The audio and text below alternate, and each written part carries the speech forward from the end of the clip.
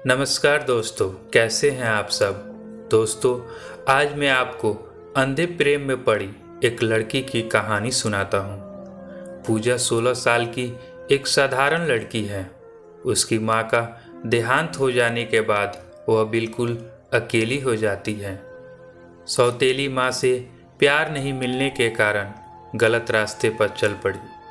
अकेलेपन को दूर करने के लिए किसी को दिल दे बैठी और उसकी ज़िंदगी में अचानक भूचाल आ जाता है, जिसका निपटारा खुद कैसे करती है, आइए आगे मैं आपको सुनाता हूँ। पूजा के घर आते ही लड़ाई और झगड़े की आवाज़ें सुनाई पड़ने लगती है। उसकी सौतेली माँ भद्दी भद्दी गालियाँ दे रही है। उसके पिता की भी बीच बीच में आवाज़ें सुनाई पड़ने लगती है। उसकी माँ उसे कह रही है, बेशर्म कहीं की, अपने बाप की इज्जत का थोड़ा भी तुम्हें ख्याल नहीं आया। समाज में किसी को मुंह दिखाने लायक नहीं छोड़ी। मरते वक्त तुम्हारी माँ तुम्हें साथ लेकर जाती तो अच्छा होता। परेशान करके रख दी है मुझे। जल्दी से मेरे घर से बाहर निकल जा। मेरे घर में तुम्हारे रहने के लिए कोई जगह नहीं है। जा कहीं जाकर मर जा। अभी तुम्हारी उम्र ही क्या हुई है यह सब करने की। पूजा की कान पकड़कर उसके पिता गालों पर 2 थप्पड़ लगा देते हैं। बहुत बिगड़ गई है। तुम्हारी माँ भी किसी से कम नहीं थी। वह भी अपने मनमानी करते हुए चली गई, लेकिन तुम्हें मेरे पास छोड़ दी। बदचलन लड़की कहीं की, यही सिखाया है मैंने तुम्हें। किस मुंह से मैं घर से बाहर निकलूँगा। मेरे दोस्त मुझसे क्या कहेंगे। कई तरह के सवाल पूछे जाएंगे। किसको किसको जवाब दूंगा। यह सब काम करने से पहले अपने बाप के बारे में थोड़ा भी नहीं सोची। पूजा मिडिल स्कूल में पढ़ाई करती है। वो बहुत सीधी सादी है, पर ना जाने वह किस रास्ते पर चल पड़ी। अपने परिवार वालों से भी 2 मिनट नज़रें मिलाकर बात नहीं करती है। कोई उसके यहाँ चले जाए तो सबसे पहले वही कुर्सी निकालकर बैठने के लिए कहती है। समाज में किसी की बेटी कुछ बोल दे अपने माँ बाप को तो पूजा का उदाहरण देकर उसे लोग समझाते हैं, देख तो कितनी प्यारी लड़की है, अपने माँ बाप का कितना ख्याल रखती है। और एक तू है जो अपने माँ से गाल बजाने में कोई कसर नहीं छोड़ती। सच कहे तो पढ़ाई लिखाई में भी वो बहुत अच्छी थी। एग्ज़ाम में हमेशा वह फर्स्ट डिवीज़न से पास करती है और शिक्षक भी उसकी बड़ाई करते नहीं थकते। पेंटिंग भी बहुत खूबसूरत बना लेती है और बहुत प्राइज भी जीतती है। शायद सौतेली माँ के दुर्व्यवहार के कारण ही उसके जहन में गलत आचरण घर कर गई। शायद अपनों से ज़्यादा प्यार उसे बाहरी लोगों से मिला हो। वैसे उसके पिता ने उसे पढ़ाने में कोई कसर नहीं छोड़े हैं। उसके पिता दीनानाथ चौधरी, जो अपने समाज के जाने माने हस्ती हैं, उसे यह बात सताए जा रही है कि अब बेटी को क्या करें, जो इतनी कम उम्र में गलत हरकतें करने लगी। लोग क्या कहेंगे।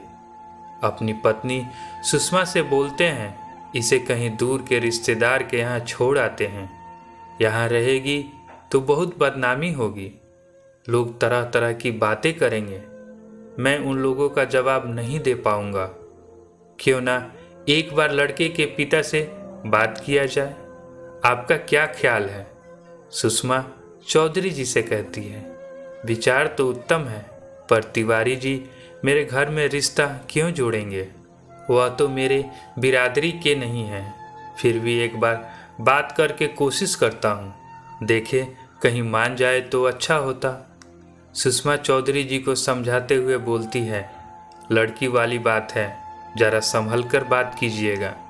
झुनझुन तिवारी अपने घर के आंगन में फूलों के पौधे पर पानी दे रहे हैं और थोड़ी सी घास हो गई है, उसी को साफ करते जा रहे हैं। चौधरी जी हाथ जोड़ते हुए तिवारी जी को नमस्कार करते हुए बोले, राम राम तिवारी जी। हाँ भाई, राम राम। तिवारी जी ने पूछा, आज इतनी सुबह। इधर से गुजर रहा था तो सोचा आपसे मिलता चलो। हाँ हाँ, क्यों नहीं, आइए बैठकर बातें करते हैं। तिवारी जी अपने पास रखी हुई कुर्सी पर बैठने के लिए कहते हैं। अपने पत्नी कमला से कहते हैं, 2 कप चाय लेती आना, चौधरी जी आए हैं। तिवारी जी ने पूछा, और बताइए सब ठीक है ना? क्या बताएं तिवारी जी, एक बहुत मुश्किल आ पड़ी है, आपके मदद के बिना संभव नहीं। तिवारी जी हंसते हुए जवाब देते हैं, मेरी मदद? आखिर ऐसी कौन सी प्रॉब्लम आ गई है जिसकी मदद की उम्मीद आप हमसे कर रहे हैं? ठीक है बताइए।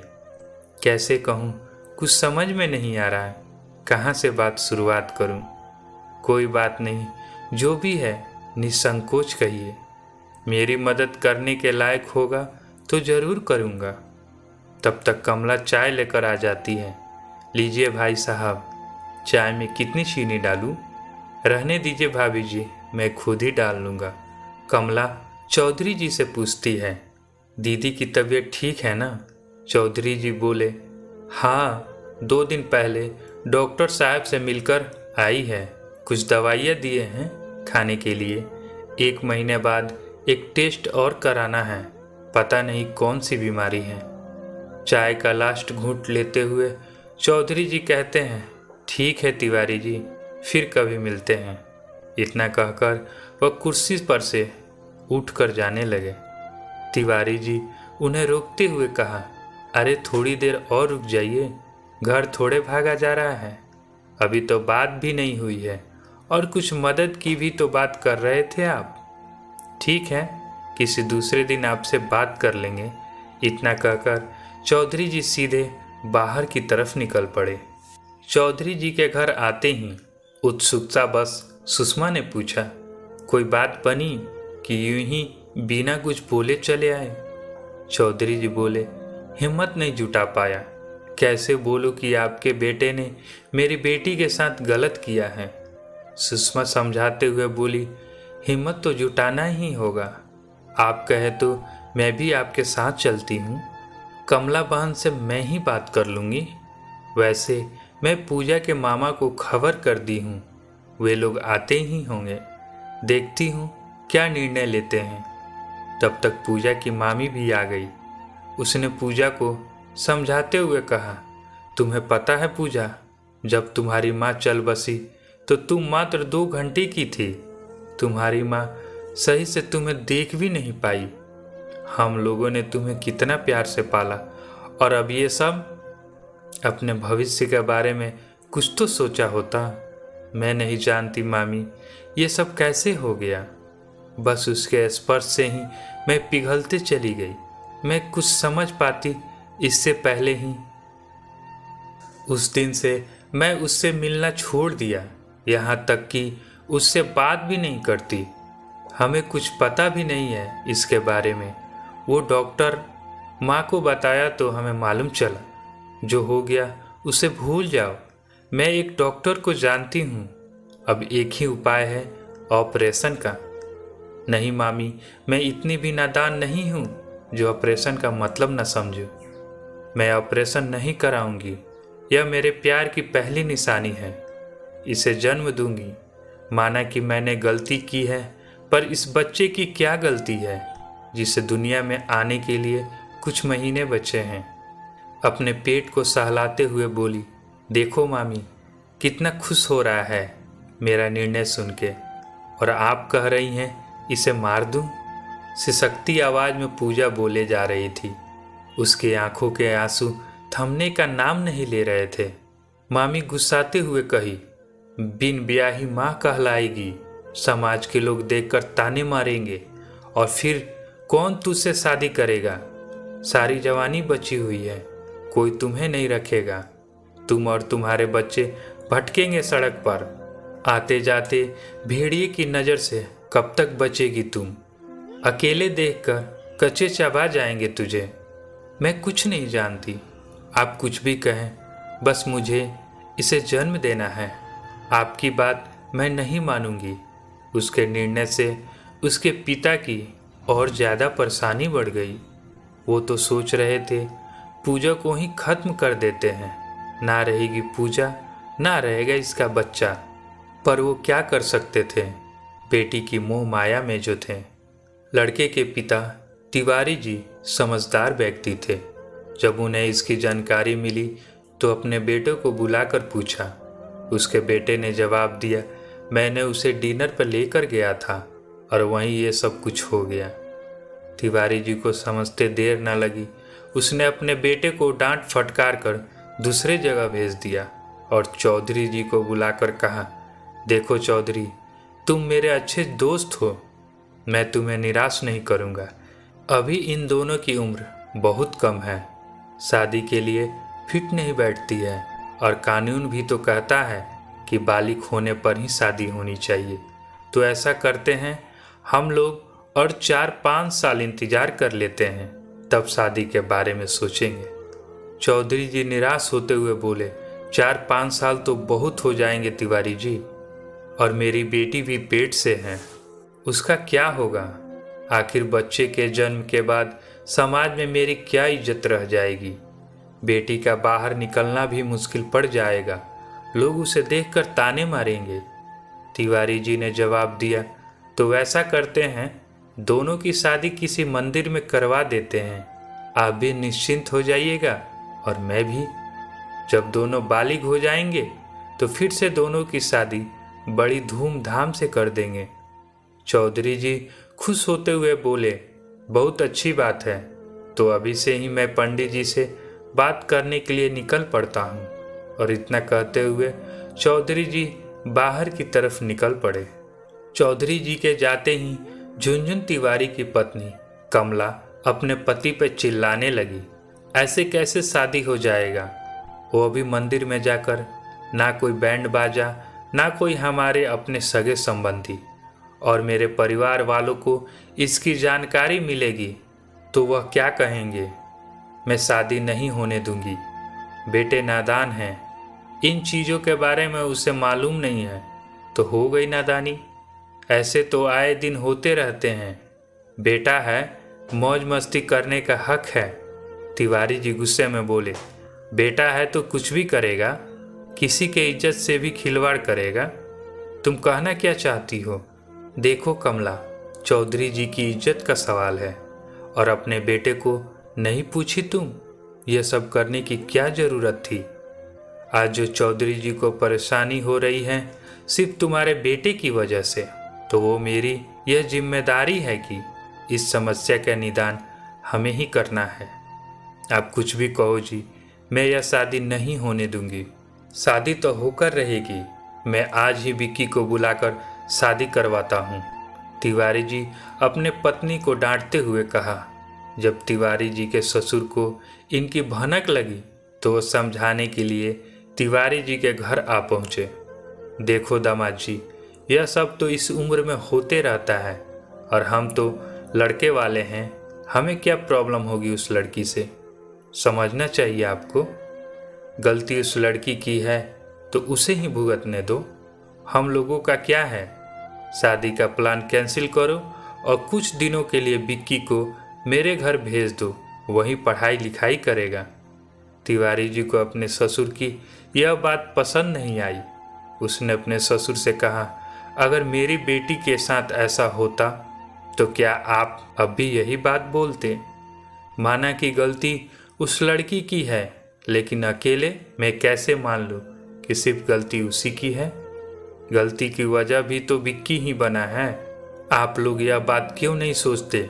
किसी की इज्जत जा रही है और उसे बचाने के सिवाय आप लोग उसकी इज्जत को बाजार में नीलाम करने जा रहे हैं।